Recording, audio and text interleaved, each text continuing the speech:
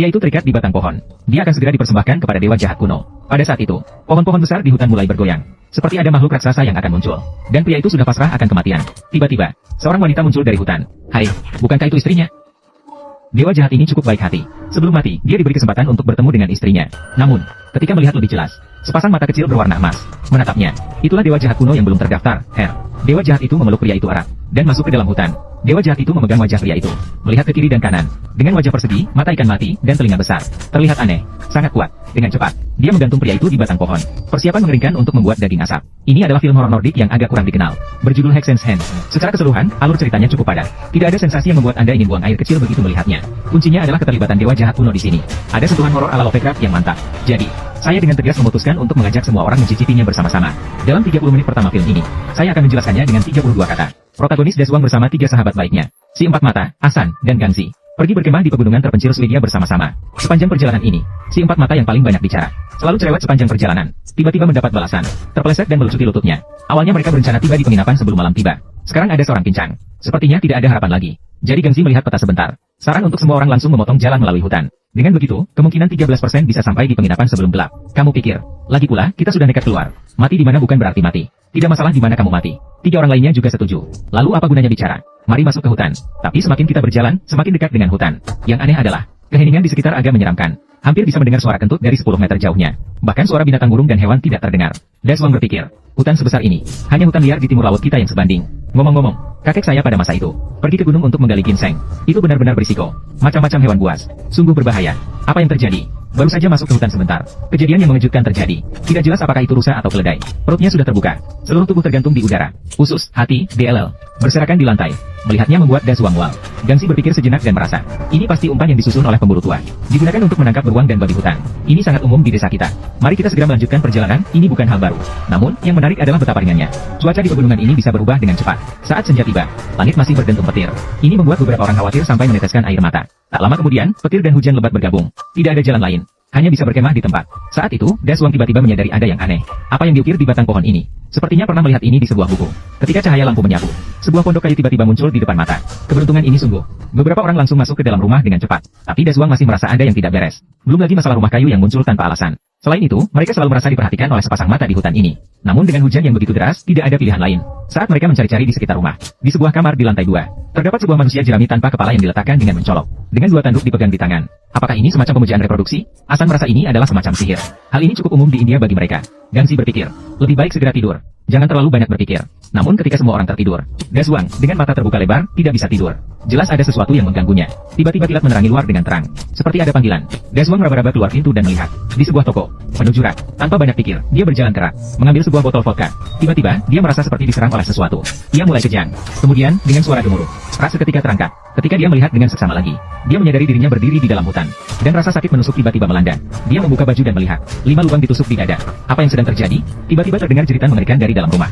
Daswang langsung berlari masuk dan melihat. Ternyata Gangxi baru saja pipis di celananya. Dan situasinya semakin buruk. Bukan hanya celananya yang dilepas, tetapi juga terlihat bingung. Seperti baru saja digandeng oleh seseorang. Asan terlihat semakin aneh. Seluruh tubuhnya telanjang bulat, sedang berdoa kepada orang jerami. Ternyata Asan sedang tidur berjalan. Dia sendiri tidak tahu apa yang terjadi. Malam itu sungguh aneh. Mari kita lanjutkan perjalanan. Satu persatu tidak lagi begitu optimis. Daswang tidak membicarakan lubang di dadanya. Berunding dengan Gangxi untuk kembali ke jalan asal. Pengalaman malam itu sungguh sangat aneh. Namun Gangxi seperti berubah menjadi orang lain. Bersumpah untuk melanjutkan sesuai rencana. Karena dipermalukan dengan kencing di celana. Dia bersumpah akan melawan setan sampai akhir. Tidak peduli apapun alasannya. Mereka berjalan sekitar 2 jam. Mereka telah berjalan sekitar 2 jam.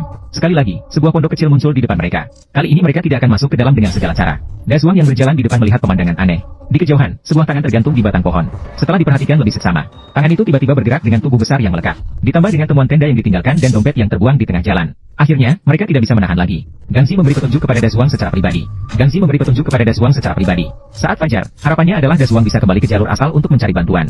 Gangxi tinggal bersama si Mata Empat dan Ahsan. Si Mata Empat sudah tidak bisa berjalan lagi. Ditambah lagi dengan serangan sleepwalking spiral. Ahsan juga bingung. Sekarang hanya ada satu cara. Kalau tidak, semuanya akan berakhir. Ini sesuai dengan pemikiran Daswang. Tapi bisakah tidur nyenyak malam ini? Tiba-tiba dia terbangun oleh jeritan mengerikan. Dia membuka tirai dan melihat. Dia berbalik dan melihat lagi. Gangxi malas. Orangnya juga menghilang. Namun malam adalah medan perang utama bagi kejahatan. Mereka tidak berani mencari dengan gegabah. Mereka berencana untuk menunggu fajar sebelum membuat rencana. Dan benar saja, setelah fajar, Gangxi sudah dingin. Sama seperti mayat hewan yang mereka lihat sebelumnya. Kondisi kematian itu sungguh mengerikan. Ketiga orang ini benar-benar bingung. Ini juga sesuai dengan keinginan roh jahat, menghancurkan tekad mereka langkah demi langkah. Tapi harus terus melangkah. Berhenti berarti mati. Desuang menahan napas saat mengambil kompas Ganzi. Dengan mata empat yang hancur dan Asan melanjutkan perjalanan. Tapi kedua orang ini benar-benar ketakutan. Sudah tidak bisa melanjutkan perjalanan. Desuang membuat mereka berhenti di tempat. Pergi sendiri ke tempat tinggi untuk mencari jalan. Ternyata mereka sudah sangat dekat dengan batas hutan. Ada cahaya api tidak jauh dari sana. Desuang berlari kembali dengan gembira. Tapi kali ini kejahatan benar-benar bergerak. Langsung di depan mata Desuang. Desuang, pergi. Membawa pergi Asan.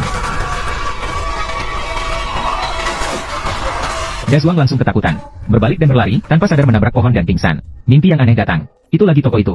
Di tanah masih terbaring temannya yang sudah meninggal. Desuang berjalan terhuyung-huyung keluar dari toko. Tiba-tiba melihat bahwa Ganzi, Asan, dan Sihun sudah mati di depan pintu. Seberkas cahaya meneranginya. Desuang menenangkan diri. Dengan diam-diam bersumpah untuk melawan setan sampai akhir. Dia mengambil senter. Melihat ke sekeliling. Terkejut oleh kepala yang menggeleng-geleng. Ternyata Sihun tidak mati. Sedang bersembunyi di bawah akar pohon tanpa berani bernapas. Aduh, kakiku kram, tidak bisa bergerak. Masih butuh kaki. Ayo, aku dukung kamu, mari kita lari secepat mungkin. Mereka berlari. Setan-setan juga tidak tinggal diam. Mereka mengejar dengan suara aneh. Diselingi suara ranting patah. Akhirnya melihat cahaya api. Ternyata itu adalah jalan raya yang lebar. Seperti petunjuk dari Tuhan. Sekali lagi membalikkan kepala. Astaga. Asan sudah berubah menjadi daging asap. Jangan memandang, jika tidak lari, kita akan kalah. Mereka berlari sepanjang cahaya api. Cabang-cabang di belakang mereka terus bergerak, menghitung dengan cepat. Tinggi badan ini pasti tidak lebih pendek dari Yao Ming. Tiba-tiba sebuah rumah muncul di depan mereka lagi. Kali ini tidak bisa dihindari. Langsung menyerbu masuk. Ini tidak benar. Cahaya lilin yang hangat ini. Ada juga seorang wanita tua. Ditambah dengan musik lembut dari gramofon. Apakah ini rumah? Desuang sedang memikirkannya. Tiba-tiba terdengar suara tendangan. Siapa yang membuatnya pingsan dengan tendangan? Ketika mereka membuka mata lagi, mereka sudah diikat di dalam ruangan gelap kecil. Si empat mata kembali disuruh melepas celananya. Apa yang sedang terjadi? Desuang meraba-raba celah kecil. Melihat keluar, sebuah kelompok orang berpakaian lusuh sedang memasang tiang kayu. Ada seorang wanita sedang berbicara dengan bumbu. Desuang berpikir dalam hatinya. Aku dalam masalah besar kali ini. Mereka berhasil menghindari makhluk aneh. Kali ini mereka jatuh lagi. Di tangan kanibal. Mereka sedang mempersiapkan untuk memanggang pinggang besar kita. Ah, tiba-tiba ada seseorang masuk. Seorang nenek kecil mendekati Desuang.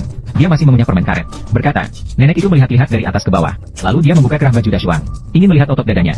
Kemudian dia membuka baju sendiri. Ternyata dia juga memiliki 5 lubang di dadanya. Wow, membuatku kaget. Ternyata nenek itu memberi isyarat. Kita satu tim. Tapi si empat akan menderita. Karena dadanya tidak memiliki lubang. Dia ditarik keluar seperti babi mati oleh beberapa pria kuat. Kemudian terdengar suara jeritan dan suara daging dipotong di loteng. Suara jeritan menyayat hati dan suara daging dipotong. Desuang berpikir, oh tidak, semuanya sudah selesai. Empat mata akan dibuat menjadi kambing kalajengking. Tidak lama kemudian, seorang wanita lain datang dengan membawa lampu. Pada pandangan pertama, dia sekitar 20-an. Kulitnya kasar, jelas kekurangan nutrisi. Dia mendekat dan dengan lembut memegang pipi besar, berbisik. Mereka sedang menyiapkan persembahan. Sebentar lagi selesai.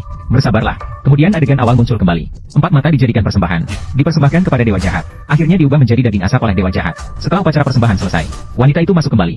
Menurut keterangan wanita itu, ternyata monster ini adalah dewa jahat kuno, Hel. Anak haram dari dewa tipu daya, Loki. Mewarisi sifat licik, sombong, dan angkuh dari ayahnya. Semua yang terpilih harus tunduk dan menyembahnya.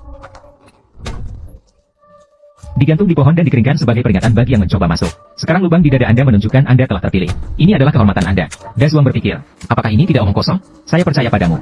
Tidak bisa, saya harus kabur. Desuang menggigit gigi dan mematahkan ibu jarinya sendiri. Putus talinya. Mengambil obor dan bersiap-siap melarikan diri. Tapi tanpa sengaja salah jalan. Masuk ke dalam sebuah ruangan yang aneh. Ruangan itu dipenuhi mayat kering. Di tengahnya duduk mayat kering yang lebih jelek. Satu persatu seperti sedang menghadap. Kemudian, dengan cermat memeriksa cahaya api. Aku kaget. Mayat-mayat kering ini masih hidup.